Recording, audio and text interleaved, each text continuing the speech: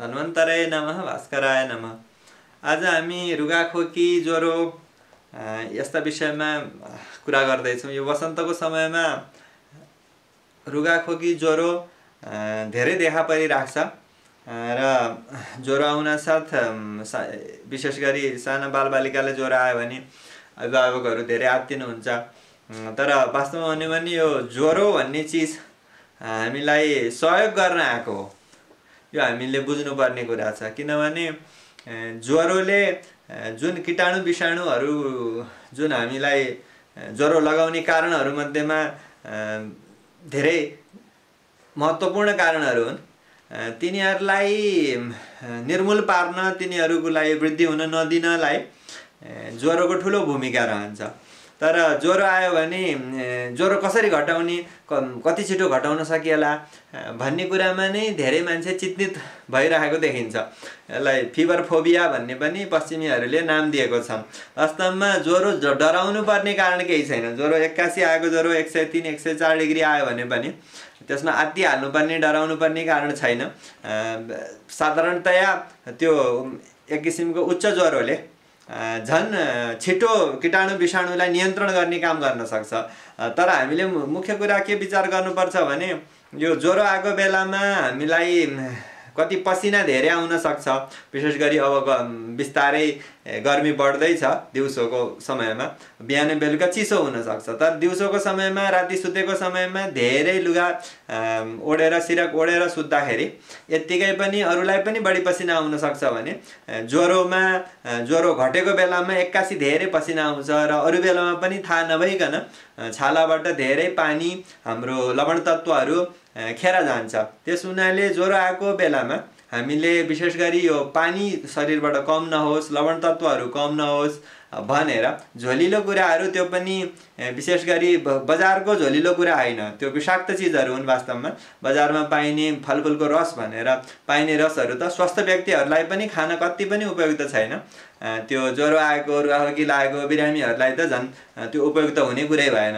हामीले ताजा फलफुलको रसहरू, सुन्तला, मौसम, अनार जस्ता चाहिँ फलफुल खुवाउन सक्छौँ रुचि अनुसार। तर कुनै पनि बजारको झोलिला पदार्थहरू, बट्टाबन्द प्याकेटमा राखिएका झोलिला पदार्थहरू भने खुवाउनु अत्यन्त हानिकारक हुन्छ। त्यो खुवाउनु हुँदैन। तिनमा चिनी नै पदार्थ धेरै हुन्छ। अरू त्यसको संरक्षण गर्न राखिएका विभिन्न रासायनिक तत्त्वहरू, शरीरलाई हानि गर्ने तत्त्वहरूले भरिपूर्ण हुने हुनाले तिनलाई हामीले ताजा फलफुलको रस जस्तो मान्ने भुल कहिले पनि नगरौँ। र अर्को कुरा, सानो बालबालिकाहरूलाई विशेष गरी रुगाखोकी लाग्यो भने मुखबाट सास फेर्नु स्वाभाविक हो। मुखबाट सास फेर्दाखेरि घाँटीसम्म चाहिँ सुक्खा हुने हुन्छ र त्यसले गर्दा घाँटी गाह्रो हुने, घाँटी दुख्ने अनि खोकी बढी लागिराख्ने पनि हुन्छ। त्यसकारण नाकमा धेरै सिँगान जम्यो भने बिस्तारै त्यो सिँगान हटाइदिने, थोरै नुन पानी राखेर नाकलाई सफा गरिदिने र सास फेर्नलाई सजिलो गराउने उपाय गर्नुपर्छ। उत्तानो सुताउनु हुन्न। उत्तानो सुताउँदा सिँगान बगेर घाँटीमा जान्छ, त्यसले झन् खोकी लाग्न सक्छ र त्यो घाँटीमा सङ्क्रमण बढ्न सक्छ। त्यस हुनाले दुईतिर फर्काएर, कोल्टे फर्काएर सुताउने र कुनै समयमा एकैछिनको लागि घोप्टो बनाएर त्यो नाकको सिँगान बाहिर आउन सहयोग पनि पुर्याउन सकिन्छ।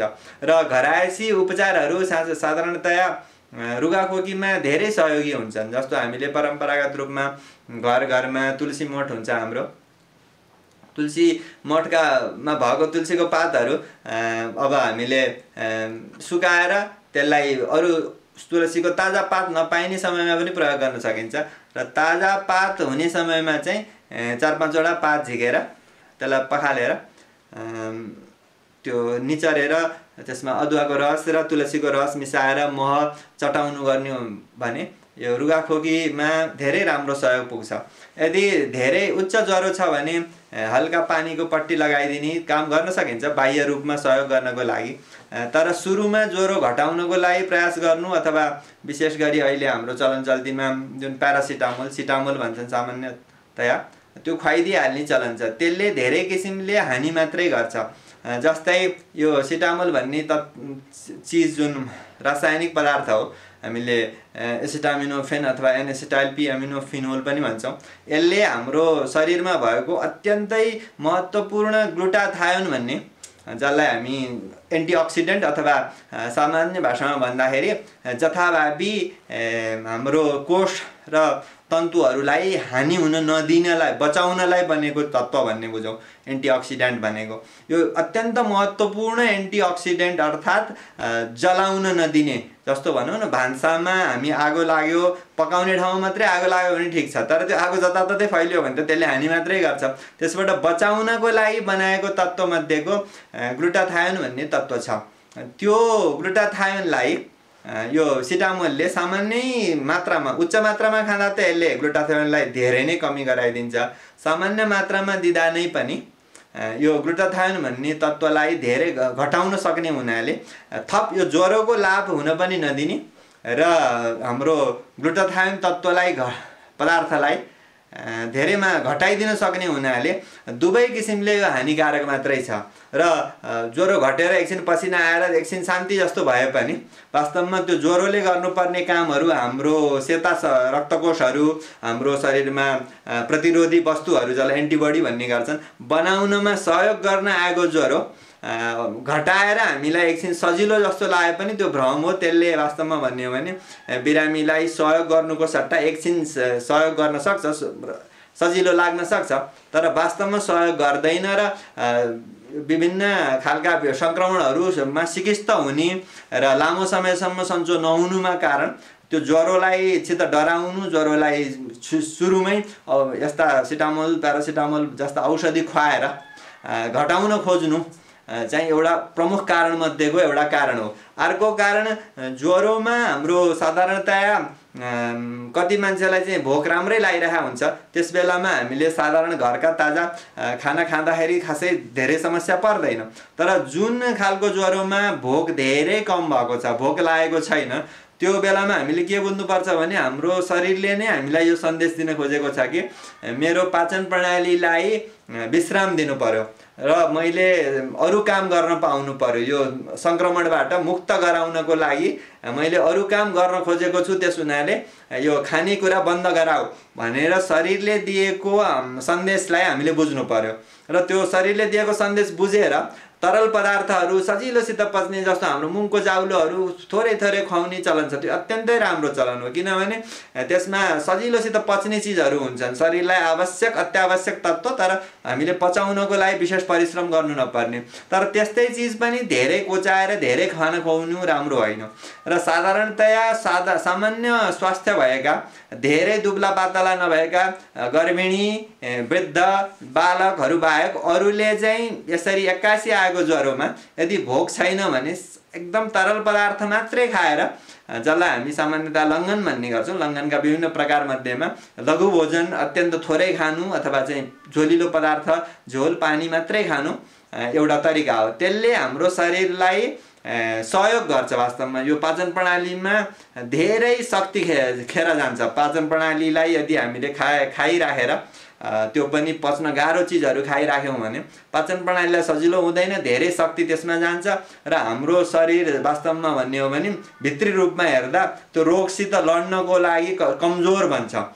उल्टो कुरा पनि कतिको मान्छेले भनिरहेको सुनिन्छ, त्यसमा जस्तो ज्वरोलाई लड्नको लागि खानुपर्छ भनेर पनि सिकाएको सुनिन्छ। त्यो एकदम उल्टो कुरा हो। वास्तवमा ज्वरोले आफ्नो काम गर्नको लागि यदि भोकलाई हाम्रो शरीरले नै कम गरेको छ भने त्यो अनुसार हामीले पालन गर्नुपर्छ। जस्तो ज्वरो आएमा ज्वरोलाई बलजफ्ती घटाएर मेरो यो यस्तो काम छ भनेर हिँड्नु, विश्राम नगर्नु, अनि खानाले खाएर यसलाई एउटा लड्नुपर्छ ज्वरोमा भन्नु जस्ता हाम्रो ठुला गल्तीहरू हुन्। त्यो गल्तीले हामीलाई कुनै लाभ हुँदैन, त्यसले हामीलाई हानि मात्रै हुन्छ। त्यसकारण यी कुराहरू बुझ्नुपर्छ। र जस्तो तुलसी पानी, ल्वाङ, दालचिनी जस्ता हाम्रो घरमा भएका मसलाहरू, जिरा, धनियाँ जस्ता चिजहरूबाट काँडा पकाएर खाँदाखेरि नै यो साधारण रुगाखोकीको ज्वरोमा धेरै सहयोग पुग्छ। यदि खोकी लागिहाल्यो भने खोकीलाई हामीले एउटा फेरि अर्को मित्रको रूपमा लिनुपर्छ। किनभने धेरै र्यालहरू खकार निस्केको बेलामा खोकी भनेको त्यसलाई बाहिर फाल्ने प्रक्रिया हो, यो सुरक्षाको लागि आएको हो। अनावश्यक पदार्थ भित्र नजाओस्, बाहिर फाल्न सकियोस् भनेर आएको खोकीलाई पनि बलजफ्ती घटाउन खोज्नु अथवा त्यसलाई रोक्ने औषधि खुवाउनु हानिकारक हुन्छ। सानो बालबालिकालाई त झन् खोकी रोक्ने औषधि खुवाउनु अत्यन्तै हानिकारक छ। वास्तवमा भन्यो भने त्यो खकारलाई पातलो बनाउनको लागि यदि थोरै थोरै अलिकति सानो 5-7 वर्षको बच्चाहरूलाई त हामी ठुलो मान्छेले लिए जस्तै ठुलो भाँडोहरूमा पानी उमालेर त्यसबाट बाफ लिन सकिन्छ। त्यहाँ ज्वानो तुलसीहरू राख्यो भने अझ त्यसले हाम्रो सिँगान पगाल्नलाई, खकार पगाल्नलाई, पातलो बनाएर निकाल्नलाई सहयोग पुर्याउँछ। त्यस हुनाले यी साधारण उपायहरूबाटै हामीले साधारण यो रुगाखोकीबाट बच्न सक्छौँ। तर अहिलेको वातावरण धेरै धुलो प्रदूषित वातावरण भएको हुनाले पनि झनै घर बाहिर हिँड्ने, चिसो बतासमा हिँड्ने त्यो काम गर्न अति हानिकारक छ। ज्वरो नआए पनि आएकोलाई त पूर्ण विश्राम गर्नै पर्यो। ज्वरो आएको छैन, रुगाखोकी धेरै लागेको छ भने पनि सकेसम्म घरमा विश्राम गर्ने, धुलो धुवाँको वातावरणबाट, प्रदूषित वातावरणबाट, चिसो बतास लाग्नुबाट जोगिनुपर्छ र केही दिन धैर्य गर्नु अति आवश्यक छ। किनभने यो रुगाखोकी आफै सन्चो हुनलाई 4-5 दिनदेखि 7-8 दिनसम्म लाग्न सक्छ र त्यसबीचमा आफ्नो यदि भोक कम छ भने बिस्तारै त्यो भोक ज्वरो घटेपछि बिस्तारै फर्किएर आउँछ। त्यसमा आत्तिनुपर्ने कुरा केही छैन। तर हाम्रो शरीरले दिएको सन्देशहरू बुझ्नु, त्यसलाई पालन गर्नु चाहिँ सबैभन्दा महत्त्वपूर्ण कुरा छ। यति भन्दै आजको यो छोटकरीमा रुगाखोकी ज्वरो सम्बन्धी कुराकानी म अहिले नै विश्राम दिन्छु र पुनः अरू यो वसन्त ऋतुमा हुने अरू समस्याहरूको बारेमा अहिले फेरि चर्चाहरू गर्ने नै छु। धन्यवाद।